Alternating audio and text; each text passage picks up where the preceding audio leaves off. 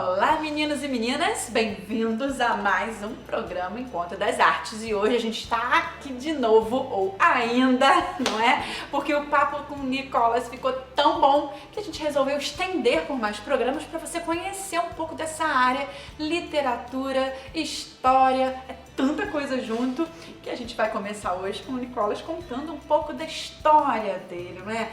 Quem é o Nicolas? Vocês conhecem? Então vem aqui, vem conhecer e daqui a pouquinho ele vai contar a história dele pra você.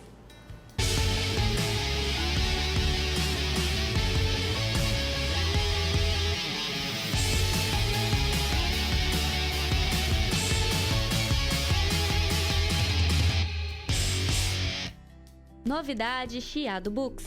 Sob a luz vermelha. O que há por trás de uma obsessão? Qual o segredo que liga os personagens? De Cláudia Coelho de Menezes, já à venda em todo o país e em chiadobooks.com. Estamos de volta e só para lembrar, não esqueça de seguir a gente lá nas redes sociais. Tem Instagram, Facebook, Twitter, Tumblr, YouTube e nas duas TVs que acompanham o nosso programa. Olha só quanta coisa, não tem como você perder, gente. É muita coisa legal.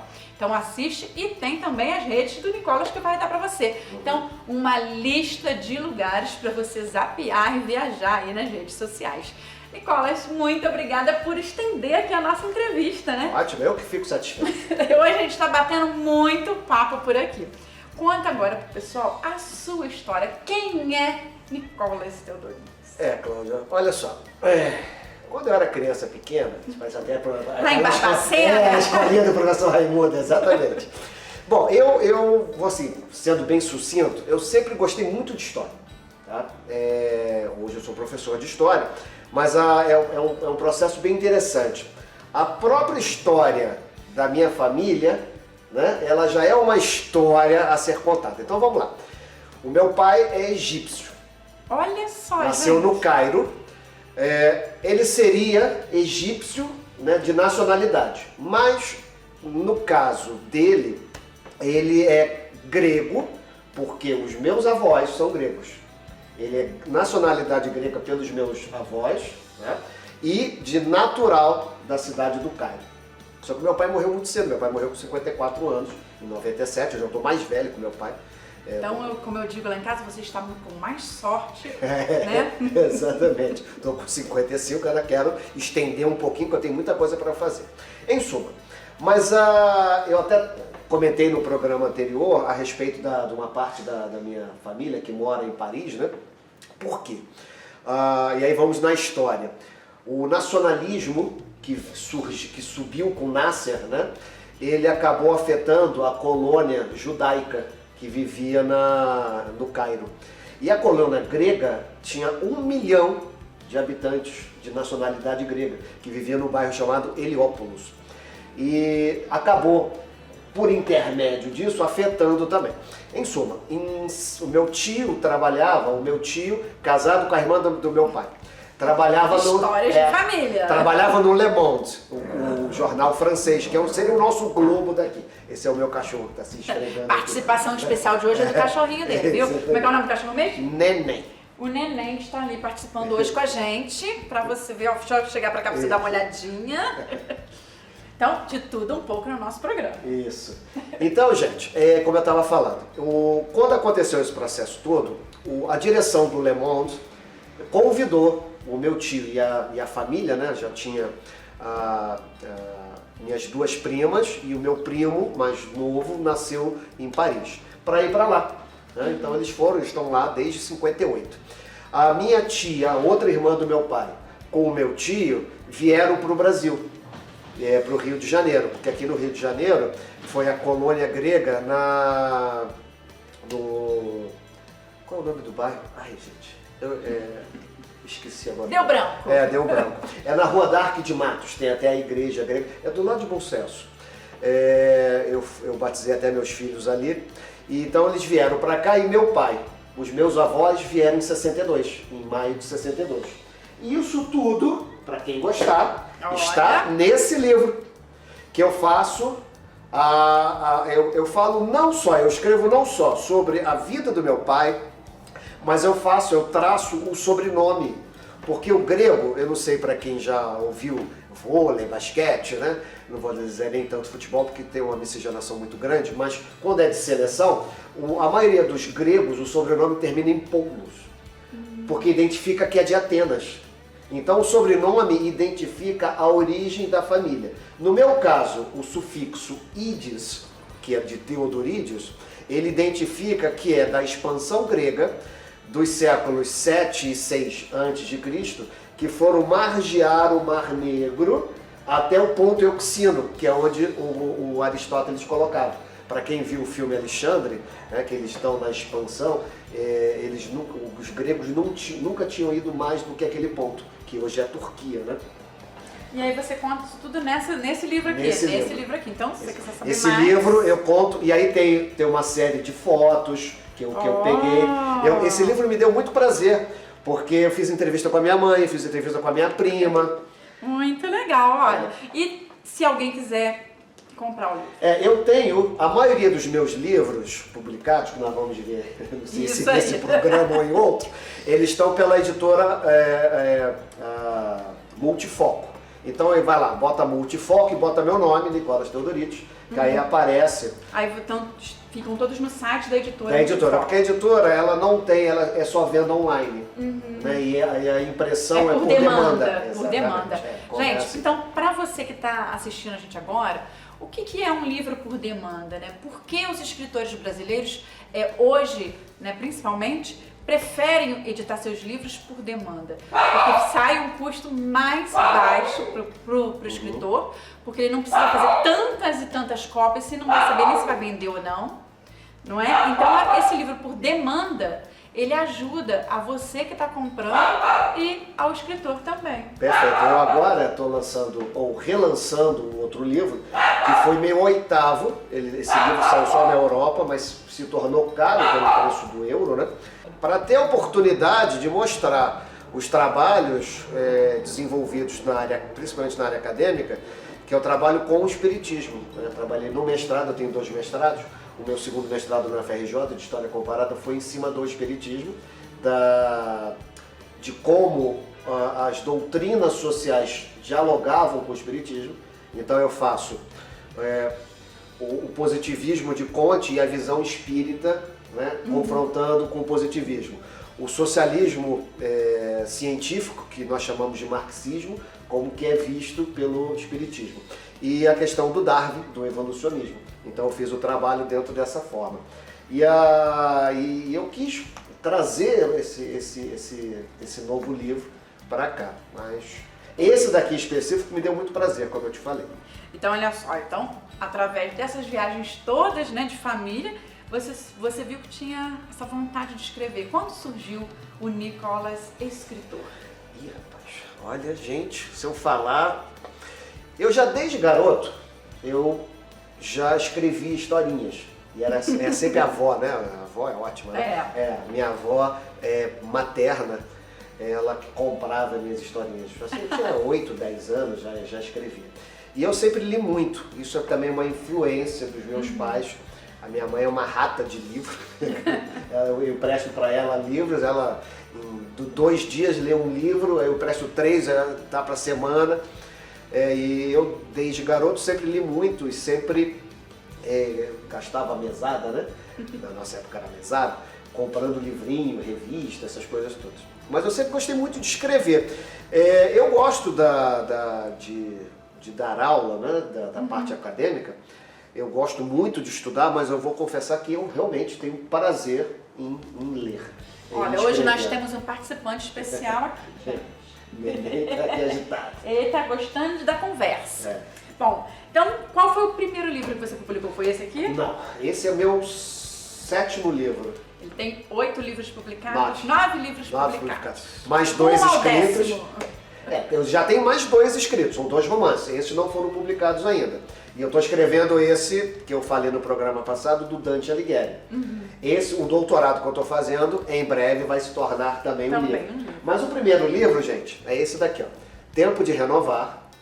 Eles são mensagens que eu psicografei na Casa Espírita. Para quem não sabe, psicografia, o nome, eu vou fazer a etimologia da palavra. Bonito, né? Olha Psico, que é da mente, e grafia, que vem do grego escrita. Então, existem vários tipos de psicografia. Tem a psicografia que você não tem o comando, né, que é Como a de automática. Chico Xavier, Isso, né? como a do Chico Xavier. Você tem a semimecânica, que você tem um controle, mas nem tanto. E tem a intuída ou a inspirada, que é como se você tivesse com aquela ideia na cabeça, né, e você transpassa para o papel com as suas palavras. Como se alguém estivesse conversando com você. Eu não diria, porque eu também sou audiente, né, de ouvir, mas muitas das vezes aquela ideia ela vai fluindo, aí eu vou escrevendo. Teve vezes eu escrevi 2, 3 psicografias grandes, né? E eu peguei essas psicografias na Casa Espírita, Francisco de Paula, e transformei nesse livrinho aqui. Então ele foi, eu posso dizer que é um livro todo psicografado por Mas causa não disso. e tem assinatura, vamos lá, e tem assinatura de alguém ou no Não, caso não. são... Na Francisco de Paula, até por uma questão de vaidade que existe em qualquer lugar, né? Todas as psicografias não são assinadas, né? Independente. Onde é? A Francisco de Paula é lá no alto, perto No do alto? Comari. Você, antes de entrar pro Comari, você desce aquela rua, Flávio Bortoluzzi. É ali. É mesmo? É. Legal. Legal, né? Só que eu agora estou frequentando aqui o Aristides Que é Silva. mais pertinho. É. E o Aristides tem... Olha só, gente, nós estamos conversando sobre história, já entramos na espiritualidade, porque Isso. o programa É bem eclético, assim, é né? eclético. E aí, no caso, e aqui tem também. Tem, mas eu aqui eu não estou trabalhando como médium. Eu estou só... É lógico que todos nós trabalhamos como médium. A partir do momento que você está numa casa... Já você, dá outra entrevista, hein, pessoal? Você já está doando fluidos, você já está participando da parte ectoplasmática. Depois eu explico tudo direitinho. Mas é isso, gente. Esse mestrado e o doutorado, ele é todo feito em cima da explicação do espiritismo, não como religião, mas dentro de uma parte científica filosófica. Porque, e aí só para o pessoal não ficar boiando, o espiritismo, ele não era considerado religião. Ele se tornou religião aqui no Brasil. Olha só, tá vendo? Com a vertente E do esse Bezerra livro de aqui Menezes. também é vendido? Na realidade, esse livro também estaria nessa editora, na Multifoco. Mas eu tirei o livro porque eu o ofereci para a FEB. E a FEB, ele não te dá direito autoral. Ele não te dá isso. Mas eles não aceitaram. Eles disseram que eles já tinham muitos livros dentro desse contexto. Entendi. Eu sei entendeu? como é. Mas aí eu não botei de volta, eu deixei assim. Mas todos os outros livros estão, já Bom, vamos constam. lá. Então esse foi o primeiro. Esse foi o primeiro. Muito legal. E depois, vamos lá. Vamos continuar. Bibliografia. Eu escrevi para o Diário de Teresópolis, eu tive uma coluna na página 2 de 2010 a 2016. Em 2017 publiquei alguns poucos artigos. O que eu fiz? Eu separei por temas e fui legal. lançando. Esses aqui são temas atuais. Esses ensaios também estão críticos. havendo, todos eles Todos estão estão à venda na na editora Multifoco. Questões filosóficas, esse foi o volume 2. Questões religiosas, volume 3. E Questões históricas, o volume 4. E esse último aqui, eu lancei em 2019 no congresso da ANPU. A ANPU é a Associação Nacional dos Professores Universitários de História. De 2 em 2 anos você tem um encontro nacional e no outro ano você tem um encontro regional. Esse ano eu participei de 3 encontros, todos online. Um no Rio Grande do Sul, outro em outro em Minas Gerais e outro no Rio de Janeiro. Em cada um deles eu apresentei um trabalho diferente. E esse foi lançado em 2019, que esses artigos são de 2010 a 2013 e esses são de 2014 a 2016. Aí eu botei Olha todos só, juntos. então vamos contar os filhos do Nicolas. Exatamente. 1, 2, 3, olha só, gente. 4, 5, 6, 7 e 8. Eita! O neném tá falando, ó. É o elevador, ele fica nervoso com o elevador. Essa aqui é um livro que não foi publicado pela Multifoco. Eu tive até uma grata satisfação. Esse aqui é o meu segundo mestrado. arquitetura das ideias, aquilo que eu estava falando, de como eu fiz, trabalhando com o espiritismo e as ideias que permeavam o século XIX. Eu defendi no dia 15 de dezembro e no dia 22 de dezembro eu já recebi um e-mail da editora, que são aquelas editoras que acompanham as teses, as dissertações, me convidando para publicar. Muito legal. Legal, né? Uma semana, meu trabalho já estava à disposição da biblioteca virtual, eles entraram em contato. E todas essas publicações são independentes? Eu pago tudo, eu faço o processo todo, eu não contrato ninguém para fazer a revisão, eu mesmo faço a revisão, saio com alguns erros, óbvio, mas... isso não tem jeito, o vício da leitura, quando você lê uma coisa muitas vezes, você não enxerga ali. Fora isso, quando você envia, aquele vai e vem de editora, também sempre passa, e sempre acontecem novos, né? E olha, li muitos livros, como eu leio muito, eu vejo muitos livros, mesmo com revisão, sempre tem alguma coisa. Não tem condição, sempre vai ter. Vamos lá, 8º. Esse, gente, é o meu 8º livro, que está sendo relançado agora. Por quê? Esse livro foi lançado somente na Europa, em português, mas foi somente na Europa. Só que ele se tornou muito caro. Tá 60 euros, se você for ver o euro por 6 ponto alguma coisa, vamos fazer por 6 para ficar redondo. 6 vezes 6, se a matemática não mudou, né? 336, 360 reais, mais frete, 400 pratas.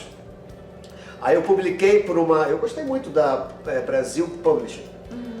Os livros estão chegando até meados de dezembro, estão me vindo uma quantidade, mas também, como você perguntou, todos produção, quer dizer, gasto meu. O gasto pecuniário é todo meu, é um prazer.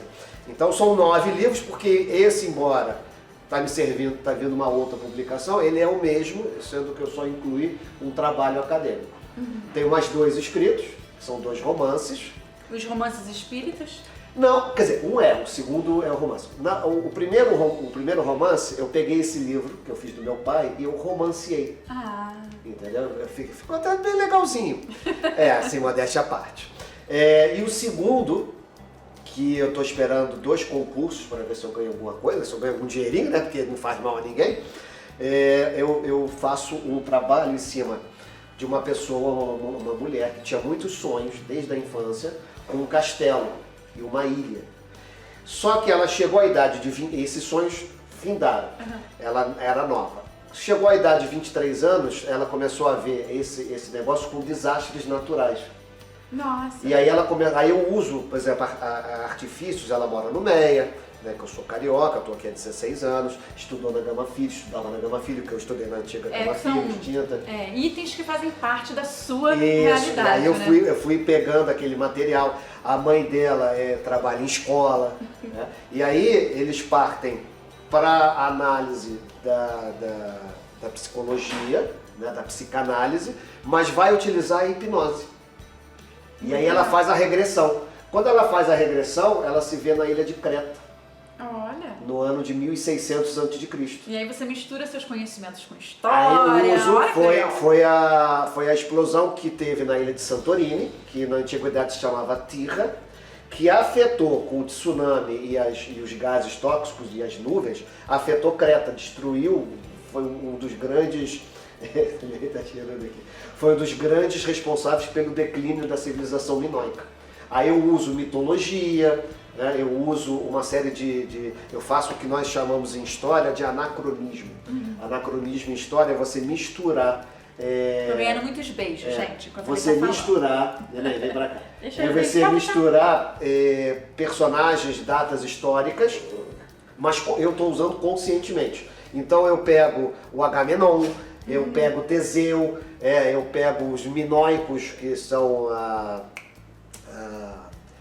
o rei Minos. Então o nome da personagem é Ariadne, né, do Teseu.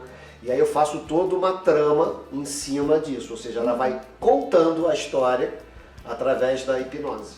Muito legal, viu só, pessoal? É muita informação, é muita coisa, nunca que vai caber num programa só, né? Então, olha, nós vamos ficar aqui com a promessa de mais visitas e mais temas para você ficar conhecendo. Se você gostou desse tema, se você gostou de estar aqui com a gente conversando com o Nicolas, mande mensagem, envie lá pelos nossos canais. Nós voltaremos aqui contando mais histórias para vocês, porque olha, o que não falta aqui é história. O programa Encontro das Artes vai ficando por aqui, porque o tempo aqui ó, passa voando. E agradeço muito a sua participação no nosso programa. Eu que agradeço, é sempre uma satisfação poder compartilhar conhecimento, compartilhar cultura, e eu estou sempre à disposição quando você E precisar. já está intimadíssimo. Em falar nisso, em breve nós vamos ter aí um programa especial lá na Academia Teresopolitana de Letras, para vocês conhecerem um pouquinho de como funciona uma academia ali, tete a tete, me ajuda aí. Como é que é? O endereço? Não.